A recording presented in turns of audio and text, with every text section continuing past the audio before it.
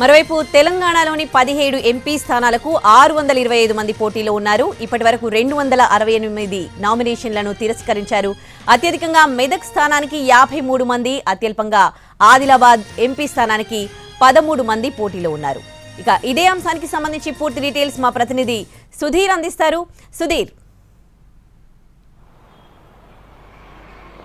తెలంగాణలో పార్లమెంట్ ఎన్నికల నేపథ్యంలో ఈరోజు నామినేషన్ల ఉపసంహరణకు మధ్యాహ్నం వరకు గడువైతే ఉంది. ఈ నేపథ్యంలో పెద్ద ఎత్తున నామినేషన్లను ఉపసంహరించుకునేలా ప్రధాన పార్టీలు స్వతంత్ర అభ్యర్థుల మీద ఒత్తిడి తీసుకొచ్చే అవకాశం అయితే కనిపిస్తుంది. ఎందుకంటే రాష్ట్ర వ్యాప్తంగా ఉన్న 17 పార్లమెంటు నియోజకవర్గాలకు సంబంధించి 625 మంది అభ్యర్థులు బరిలో ఉన్నారు. అయితే మనం చూసుకున్నట్లయితే ఒక ఈవీఎంకి సంబంధించి ఒక బ్యాలెట్ యూనిట్లో కేవలం 16 మందికి మాత్రమే అవకాశం ఉంటుంది.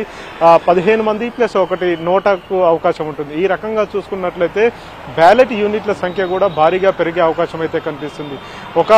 ఒక బ్యాలెట్ యూనిట్కి చూసుకున్నట్లయితే 16 మంది. ఈ లెక్కన మెదక్ జిల్లాలో దాదాపు 53 మంది అభ్యర్థులు అయితే బరిలో ఉన్నారు. అదేవిధంగా అత్యల్పంగా ఆదిలాబాద్ జిల్లాలో 13 మంది మాత్రమే ఉన్నారు. అంటే ఆదిలాబాద్ లో ఒక బ్యాలెట్ యూనిట్ సరిపోతుంది. మిగతా వాటిలలో ఖచ్చితంగా 2 లేదా అంతకంటే ఎక్కువ బ్యాలెట్ యూనిట్లను ఉపయోగించాల్సి ఉంటుంది. కాబట్టి ఇది అంతా చాలా గందరగోళానికి దారితీసే అవకాశాలు ఉన్నాయి. ఈ నేపథ్యంలోనే 625 మంది అభ్యర్థులు ఎవరైతే ఉన్నారో వారందరిలో ఎక్కువగా స్వతంత్ర అభ్యర్థులు, అదేవిధంగా రిజిస్టర్డ్ పార్టీలకు సంబంధించిన అభ్యర్థులు ఎక్కువగా నామినేషన్ దాఖలు చేశారు. వారితో పాటుగా వివిధ పార్టీలకు, రాజకీయ పార్టీలకు సంబంధించిన రెబల్స్ ఎవరైతే ఉన్నారో వారు కూడా బరిలో దిగారు. వారిని ఈ రోజు సాయంత్రం వరకు నామినేషన్లను ఉపసంహరించుకునేలాగా ప్రధాన పార్టీలకు సంబంధించిన అభ్యర్థులు, అదేవిధంగా ఆ పార్టీకి సంబంధించిన నేతలు వారిని బుజ్జగించే ప్రయత్నం అయితే చేస్తున్నారు. ఈ రోజు సాయంత్రం వరకు కూడా పూర్తి స్థాయిలో ఎంతమంది బరిలో ఉండబోతున్నారు అనేది ఒక క్లారిటీ రానున్నారు.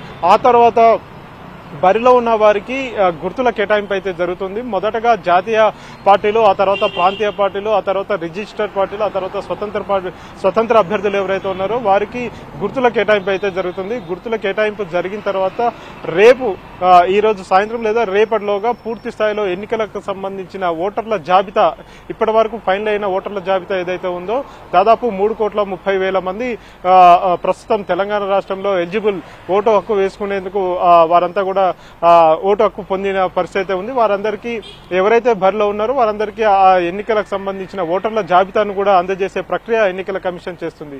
ఇప్పటి వరకు షెడ్యూల్ విడుదలైనప్పటి నుంచి ఇప్పటి వరకు ఎలక్షన్ కోడ్ అయితే రాష్ట్ర వ్యాప్తంగా అమల్లో ఉంది. ఈ నేపథ్యంలోనే దాదాపు 105 కోట్ల మద్యము, అదే 105 కోట్ల నగదు, మద్యము, డ్రగ్స్, వివిధ రకాల నిషేధిత వస్తువులు కూడా స్వాధీనం చేసుకున్నట్టుగా ఎన్నికల కమిషన్ చెప్పింది. ప్రస్తుతం రాష్ట్రంలో 60 ప్లాటూన్ల కేంద్ర బలగాలు అయితే రాష్ట్రంలో గస్తీ కాస్తున్నాయి. మరి కొద్ది రోజుల్లోనే ఇందుకు సంబంధించి ఇంకా 100 బలగాల కేంద్ర బలగాలు అయితే రాష్ట్రానికి రాబోతున్నాయి.